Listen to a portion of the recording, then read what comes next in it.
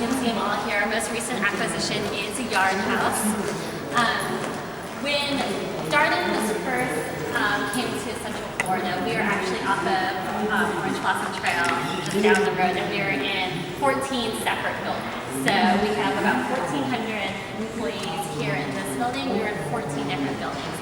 So as you think about from a sustainability perspective and from an operational perspective, separate heating and cooling systems, we had, the buildings were all built between the 1950s and the 1970s, so really old processes in place. And then if employees wanted to talk to each other, they had to drive from building to building, especially in the heat in the summer.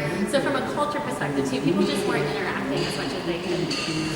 So the initiative was to come here. We moved into this building in 2009 to bring everyone under one roof into this restaurant support center. So all of our operations, of course our restaurants, any of the support functions that we have from IT, from some of our operational leadership, public relations and marketing are all in this building. So to bring all these people from 14 different buildings here, you can see it was a huge shift for our culture.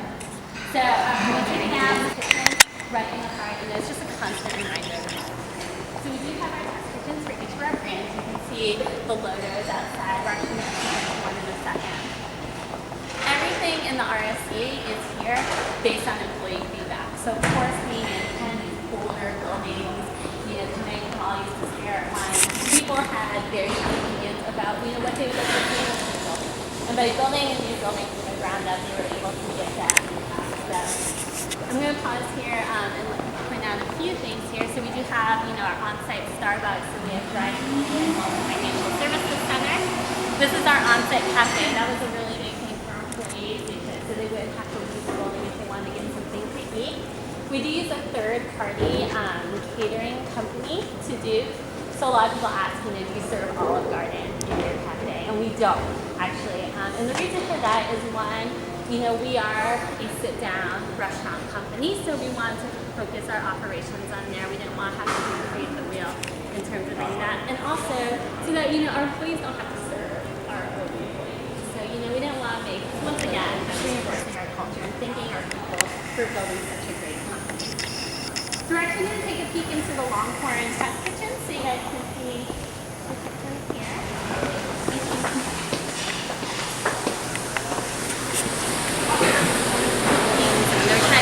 How it's going to work in the restaurant, we can actually see based on any size constraints or any spacing constraints, how it's actually going to be.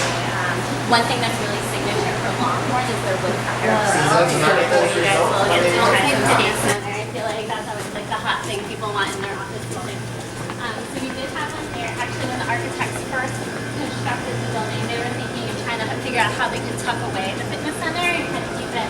And then Clarence Otis, our CEO, actually came back and said, no, we need this in a prominent location that people don't look like, and it has a beautiful view of the lake that's behind the building that has a half-mile walking trail as well. So if it's not too hot outside, you can actually go outside for a walk. So this is our on-site fitness center. It is certified by personal trainers, so we offer classes and personal training and everything for our employees. And then we also have our on-site wellness center, which is staffed by Florida Hospital nurses. So if you need to get blood drawn, if you're not feeling well, you can come down here. They'll write prescriptions for you. So it's very convenient for our employees. A gold certified building made from sustainable materials. Actually, 90% of the materials from construction were recycled. We have a lot of the same features that are in our restaurants that we also build with a sustainable mind here at the Restaurant Support Center as well, such as an irrigation system, lights that automatically dim depending on how bright it is outside, all with the idea to save energy. The Darden Harvest program and the food that we donate to local shelters, so 100% of our restaurants participate in that program. All of our grease and grease traps are now recycled and turned into either biodiesel or soaps or other types of products today, and 99% of our restaurants are doing that. The only ones that don't are Season 52, it's because they don't have fryers, so they don't have grease to recycle. And then 81% of them are doing cardboard. Most of our cardboard comes from containers that our food gets shipped in. 43% do some type of mixed recycling, whether it be plastic, glass, or aluminum, and that depends on what the municipality offers. sometimes. So we realized that we had the most room to grow, and about 50 to 60% of the restaurant waste of any restaurant is food waste. So the problem is the infrastructure is the least available. And Caesar, they just dump it right into the can without any kind of problem whatsoever. And these are the bins that sit back at house. There's all 6 of them. Unfortunately, we did not take a picture of the food waste, the post, what happens afterwards. You can imagine that it was not a pretty picture to share. But they'll take all, that's where about 70% of the waste is coming from now.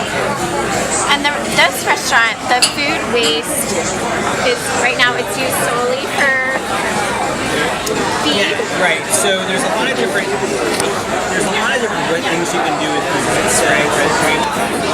In a step-by-step way, what do you need to do? So you always want to use food waste for its highest and most useful purpose. So obviously feeding people, well, first source reduction, right? How do you reduce food waste from ever happening? The best food waste should never happen first. Then how do you feed hungry people? Then how do you feed animals? Then from there you want to turn it into energy. If it can't be turned into energy, you can use it for agricultural supplements.